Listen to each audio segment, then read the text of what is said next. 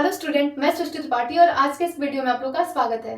पिछले लेक्चर में हम लोग पढ़ चुके थे कि कन्वर्जेंट सीक्वेंस क्या होता है, लिमिट ऑफ सीक्वेंस क्या होता है और उससे रिलेटेड एग्जांपल भी कर लिए थे। आज हम पढ़ेंगे कि डाइवर्जेंट सीक्वेंस क्या होता है। जो डाइवर्जेंट सीक्वेंस होता है वो दो टाइप का होता है, एक प्लस इनफाइनाइट और एक माइनस इनफाइनाइट। अगर कोई सीक्वेंस प्लस इनफाइनाइट पर डाइवर्ज करता है तो उसे हम क्या बोलेंगे, divergent sequence to plus infinite. और अगर कोई सीक्वेंस माइनस इनफाइनाइट पे डाइवर्ज करता है तो उसे हम क्या बोलेंगे, divergent sequence to minus infinite. ठीक है, तो चलिए पहले समझ लेते हैं कि डाइवर्जेंट सीक्वेंस क्या होता है।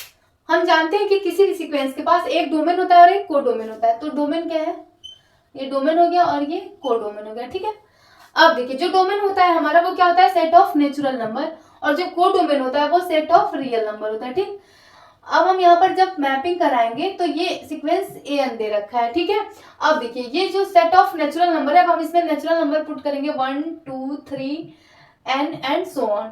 और जब हम इसका मैपिंग कराएंगे तो जो टर्म बनेगा वो a1 a2 a3 an and so on. ठीक है, अब हम कोई नंबर मान लेते हैं जो कि k है, जो 0 से बड़ा है। ठीक है, k ग्रेटर देन 0, ये 0 से कितना भी बड़ा हो सकता है। ठीक है, तो इस पे डिपेंड करता हुआ अगर हम कोई नंबर मान लेते हैं k जो कि 0 से बड़ा है तो इस पे डिपेंड करता हुआ एक नेचुरल नंबर मिलेगा जो कि होगा n नॉट, वो हमारा इस डोमेन में एग्जिस्ट करेगा। ठीक है, तो इससे डिपेंड करता हुआ एक नेचुरल नंबर मिल गया जो कि n नॉट है। इसके बाद जितने भी टर्म आएंगे जो इससे बड़े होंगे, इसके बाद जितने भी टर्म आएंगे वो हमारा क्या होगा, k से बड़े होंगे। ठीक है, मतलब कि डाइवर्जेंट सीक्वेंस क्या होता है कि कोई सीक्वेंस है उसके पास एक डोमेन होता है और एक कोडोमेन होता है। ठीक, तो डोमेन जो होता है वो हमारा सेट ऑफ नेचुरल नंबर होता है और कोडोमेन जो है वो सेट ऑफ रियल नंबर होता है।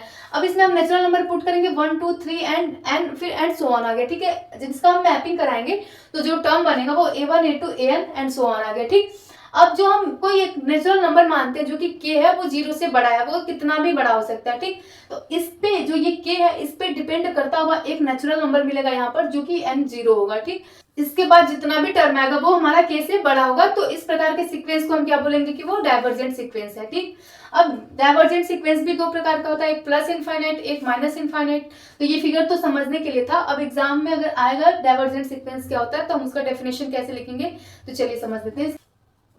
अब पहला इसमें डेफिनेशन क्या है कि a sequence an is set to diverse to plus infinite. कोई सीक्वेंस an है, इसको हम बोलेंगे कि डाइवर्स टू प्लस इनफाइनाइट कब होगा, अगर if and only if given any number k, कोई नंबर k लेंगे जो कि 0 से बड़ा है, हाउ एवर टू लार्ज, ये कितना भी बड़ा हो सकता है, there exist n naught belongs to n such that an greater than k। जो n नॉट मिलेगा उसके बाद जितने भी टर्म आएंगे वो हमारे k से बड़े होंगे। ठीक, for all n greater than n0। इसको हम ऐसे भी लिख सकते हैं, और we can write limit n tends to infinite an equal to plus infinite. तो ये हमारा क्या हो गया, डाइवर्स टू प्लस इनफाइनाइट। और डाइवर्स टू माइनस इनफाइनाइट का डेफिनेशन देखिए, a sequence an is set to diverse to minus infinite if and only if given any number k greater than 0 there exists n not belongs to natural number such that an less than minus k। यहाँ पर जो an है वो less than minus k आएगा for all n greater than 0, और we can write limit n tends to infinite an equal to minus infinite. तो ये हमारा डेफिनेशन हो गया diverse to plus infinite and diverse to minus infinite. अब चलिए एक एग्जांपल कर लेते हैं ताकि कॉन्सेप्ट क्लियर हो सके। एग्जाम्पल क्या दिया है कि sequence n diverges to plus infinite. कोई सीक्वेंस दिया है n, हमको ये दिखाना है कि वो प्लस इनफाइनाइट पे डाइवर्ज कर रहा है।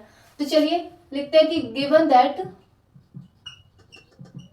Sequence a n equal to n for all n belongs to natural number, to so that हमें दिखाना है n डाइवर्जेस टू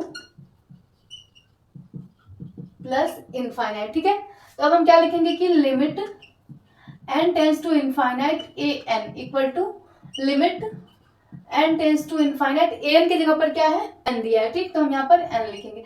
अब जब हम n की जगह पर इनफाइनाइट रखेंगे तो इसकी वैल्यू क्या आएगी, इनफाइनाइट। तो क्या बोलेंगे, limit n tends to infinite an equal to plus infinite. तो ये हम क्या दिखा दिए कि जो सीक्वेंस n है वो प्लस इनफाइनाइट पे डाइवर्ज कर रहा है। तो आज हम समझ लिए कि डाइवर्जेंट सीक्वेंस क्या होता है, प्लस इनफाइनाइट क्या होता है, माइनस इनफाइनाइट डाइवर्जेंट सीक्वेंस क्या होता है, और एक एग्जांपल कर लिए।